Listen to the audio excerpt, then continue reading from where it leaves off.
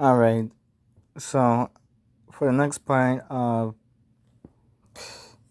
the 200 subscriber special, I'm going to be doing whether Deku was Bill Cipher, or at least had Bill Cipher's powers.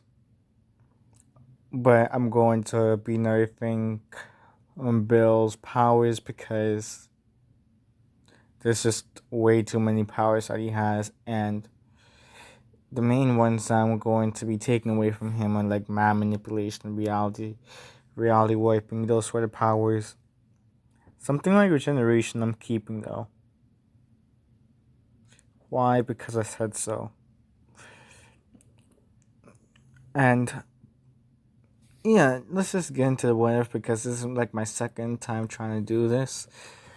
And the last time when I tried listing off his powers, it took like 7 whole minutes to do. I'm pretty sure you guys don't want that, to be honest. So let's go. Okay, so when Izuku was born, there was something interesting about Izuku. When it came onto his eyes, they were different from most people. When Izuku had Izuku ended up having these golden yellow eyes, and the way his pupils were shaped, they were shaped like a reptilian essentially. The doctors found this to be interesting, but just shook it off. Just just shrugged it off honestly. They just saw it as some sort of mutation, considering the amount of people with different sort of quirks that alter their appearance. This was pretty mild, honestly. They didn't really care too much about it. Inko didn't really care either. She just saw Izuku as her baby boy. As the years would go by, Izuku would notice something about himself though. Whenever he went to sleep, whenever he dreamed, he would have these lucid dreams, honestly. Except for this one tidbit about lucid dreams. There was this one guy who was shaped like a triangle, a yellow triangle with one eye. He with one eye, and he also had a top hat. He would talk to Izuku in his dreams all the time, telling Izuku that he was very special, that he would become extremely powerful as the years would go by. The more and more he would grow, the more powers he would discover. That he wasn't going to make the same mistake as he had once did in his timeline, when he was in possession of the body, when he had control at the time. He had made a big mistake, and he hoped that Izuku wouldn't make the same mistake as him. He would guide Izuku and make sure that he would become powerful as the years would go by. Izuku would just think that this is normal. He would tell his mom about his dreams sometimes, and this kind of concerned Inko. At first, at first, she thought it was just something of his imagination, but 5 years straight, Izuku would continuously tell her about these dreams, ever since he learned how to talk. So by the time, Izuku was basically in first grade, this is when Inko would try taking him to a therapist. On top of that, this is also when Izuku started discovering more of his powers. Izuku was getting bullied in school because he didn't seem to have a quirk before, but as soon as he turned 6 years old, that was when he started becoming able to do far more than many of the other kids. Izuku was able to levitate off the floor. He was essentially able to fly, really. He was able to create fire in the palms of his hands. he was able to you know, he was able to lift the school desks with his mind, just his mind, honestly. Kids would look at Izuku in either awe or fear due to just how much power he seemed to have. Bakugo, he was jealous of Izuku, honestly, because of the fact that Izuku was getting so much attention all of a sudden. He had seen him as pretty insignificant up until then. These two weren't even friends in this timeline. And Bakugo was used to having attention, but all of a sudden, Izuku just snatched it all away from him. He envied Izuku and hated him. From that time going forward, he would challenge Izuku to fights while Izuku was attending therapy. While attending therapy, Izuku would continuously talk about how there was this one guy named Bill Cipher. That was his name, talking about how he would be so much more in the future. And therapists didn't really know what to think of this. They thought it would just go away in time, but Inko, she wasn't too sure, honestly. But when it came on to Bakugo, he would try and bully Izuku, but Izuku in this timeline, he would have nothing of it. He would levitate Bakugo off the ground and throw him into one of the school walls, essentially seriously injuring him. The teachers would just nod this off, just wave it off as something that kids would do sometimes, just a little bit of roughhousing.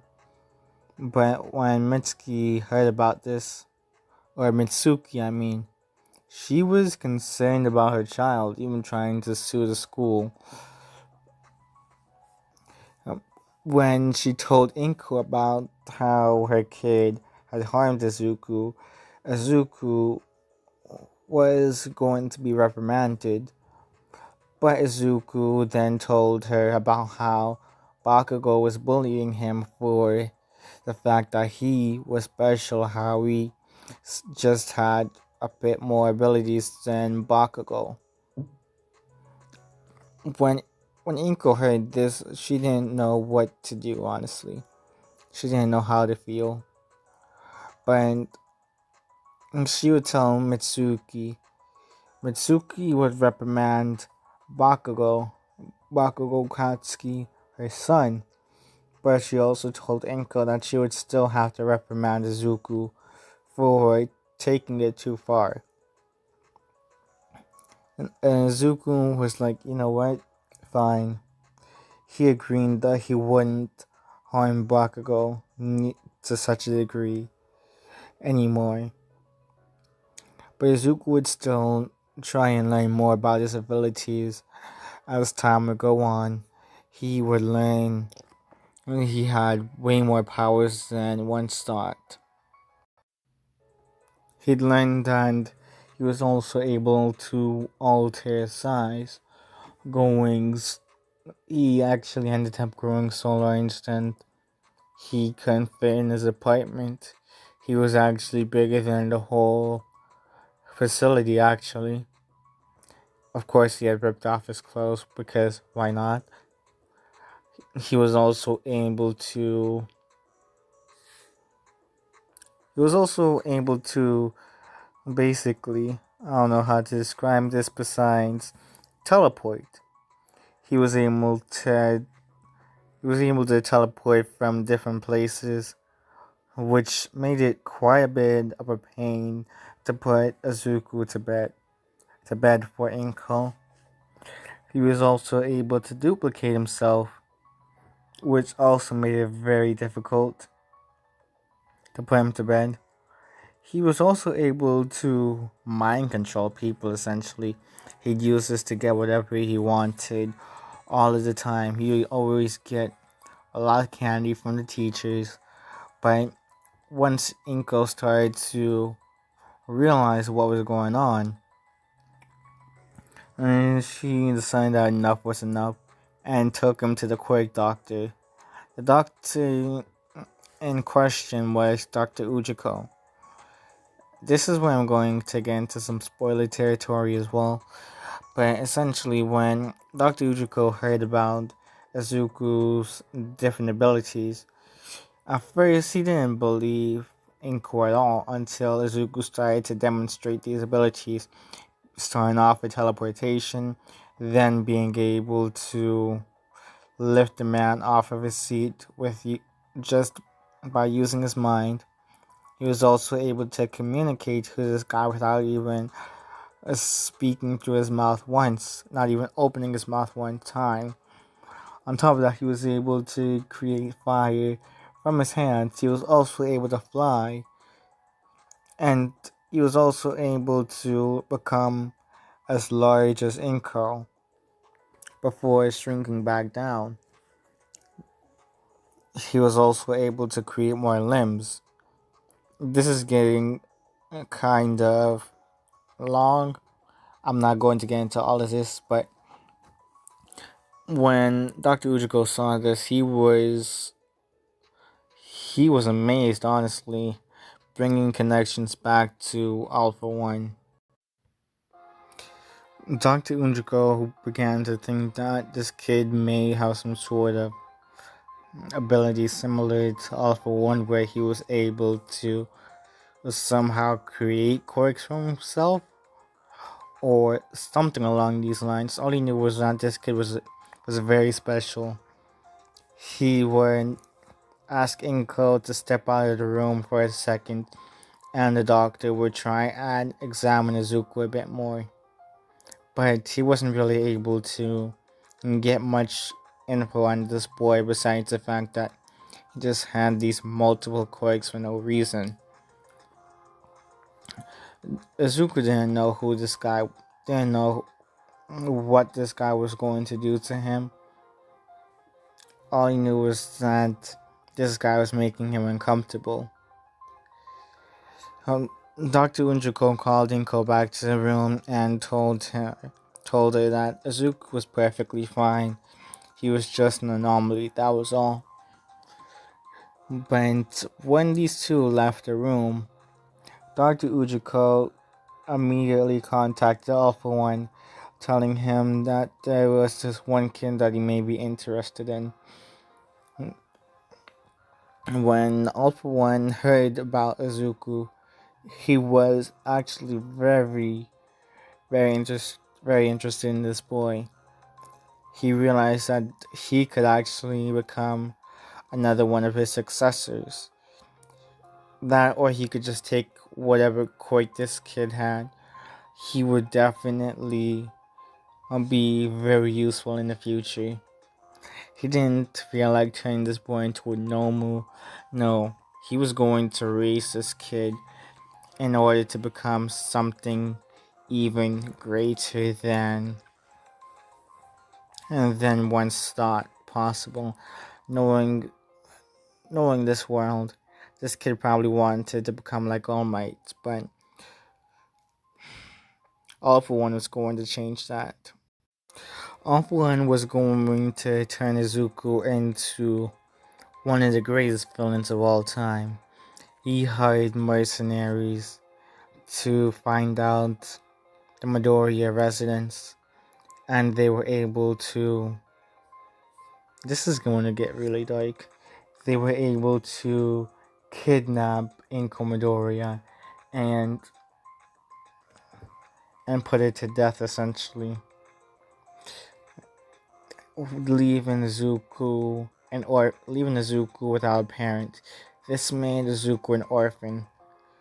The the people, all of the people didn't really know what to do with Zuko, so they just put him in the orphanage.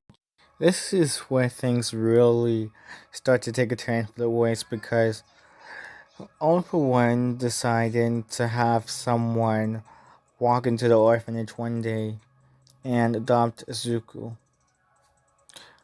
They ended up bringing Izuku back to All for One's base, the bar, and this is when Izuku and first meet face to face with All for One. I think Ulfwin still had his face back then. I don't think he fought All Might. I don't think he fought All Might yet. We're going to say that Izuku is around 7 at this time. But what ended up happening was that All for One, uh, All for One complimented Izuku on the fact that he was an incredibly powerful kid, that no one seemed to understand him. No one seemed to really know how great this kid was. When Izuku was hearing this, he immediately felt comfortable around the All for One, hearing that somebody finally understood him.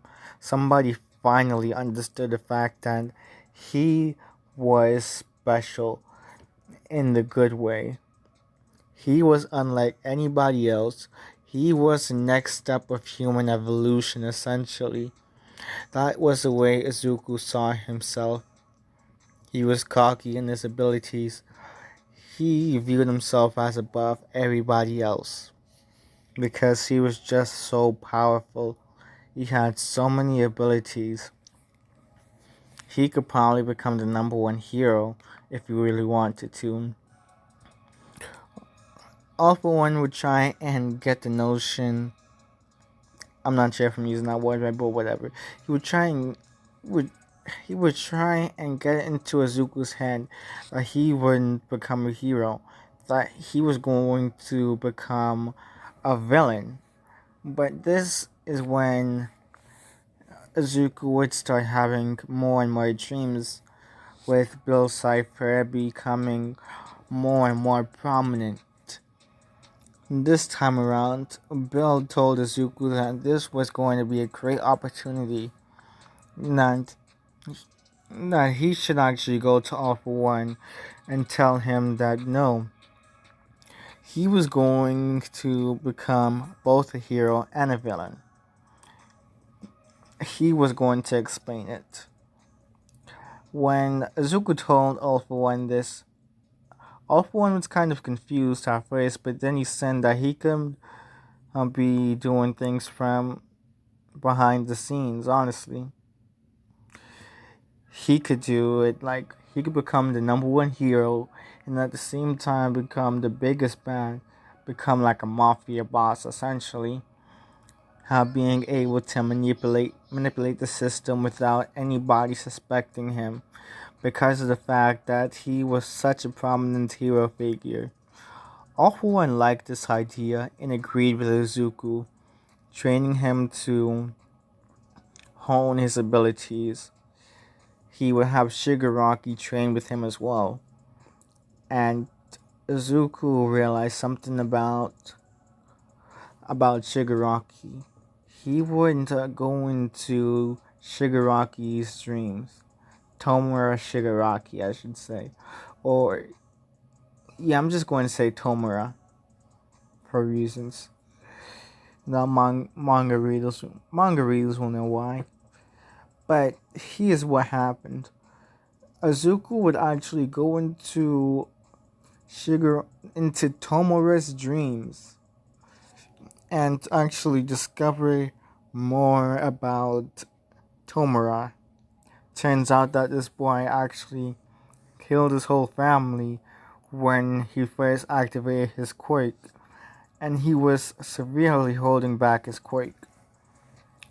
He would alter he would alter Shigaraki's mind in order to have him stop holding back on such a powerful ability. Stop stop trying to hold himself back. He realized just how much chaos this guy could create if he would really just go all out for once. And then the next day, when Tomura would wake up and use his quirk, he held it with no bars. He used it with no bars attached, with no strings attached. He, he felt like shackles were taken off of him. He felt free for once in his life. He didn't feel burdened or anything.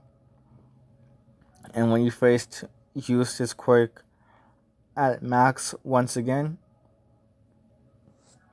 for the second time ever, it was a completely different story because he was able to spread his decay to places where he didn't even touch. It was like an infectious disease or something. I shouldn't have said that word. It was like, I don't know how to it just spread like a chain essentially. And if somebody were to even slightly touch it, they would automatically get decayed as well. The decay would spread to the rest of their body as well, unless they actually ended up cutting off their own limbs essentially. This is really gruesome, but okay. All one was delighted seeing this. He knew that Tomura was holding back on himself for far too long, and now that after this kid Izuku came into the picture, Tomura was no longer holding back. He thought that Izuku may have something to do with this. He would walk up to Izuku one day asking about Shig- Shigaraki's. Yeah, I'm just gonna say Shigaraki. He would ask about Tomura Shigaraki's development and if he had anything to do with it. Izuku would actually nod, telling him that he realized one day that he also had this mind manipulation ability where he can alter somebody's mind. When All for One heard this, he was even more delighted, realizing just how much of a threat this kid could be. He figured that, you know what, this kid is going to be the most powerful villain of all time, essentially. This kid is going to go places, and he was glad of what he did because if he didn't do it, he could have become a hero. He could have become a good hero, possibly. That, or he could have become a villain still, but he would be on the other side. He wouldn't. He probably wouldn't work with All for One. He probably wouldn't have Izuku's good graces, and he didn't want to imagine being on this kid's bad side. Years would go by. Izuku would continue to develop. Shigaraki would also develop. These two would become stronger together. Izuku would discover lots of new abilities, while Shigaraki, he would also undergo development by Dr. Ujjuko in order to become far, far stronger than ever before. You'll understand if you read the manga, but I'm going to end it here. All I'm going to say is that years have passed, and now Izuku is ready to take the entrance exam to get into UA, and then show the hero world who he really is. Give the hero world a threat to be reckoned with. And that is all. King Titan X out. Remember to like, share, and subscribe.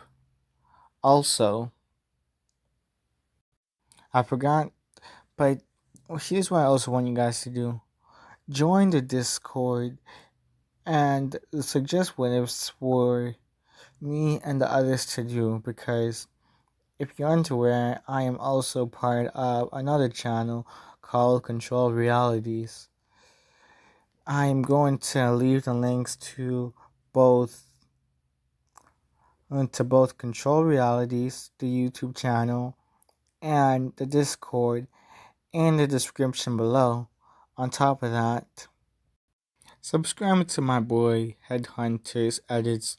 He's the one who made this luxurious intro for all of the viewers. One more. If you ever want to suggest to me or anybody else any what ifs, at least on this channel or on Controlled Realities, I'll be more inclined to listen to you guys if you tell me on the if you tell us on the Discord, because we're kind of bored over on this Discord. This Discord isn't all that active. That's why we need more people to join this Discord. And if you join this Discord, you're going to listen more to your what ifs, essentially. That's all I got left to say. Now it's officially King Titan X out. Also, be sure to watch all of my videos. Be sure to get my two most recent videos up to 100 subscribers. I mean, not 100, 100 views at the very least. Come on, people. King Titan X out.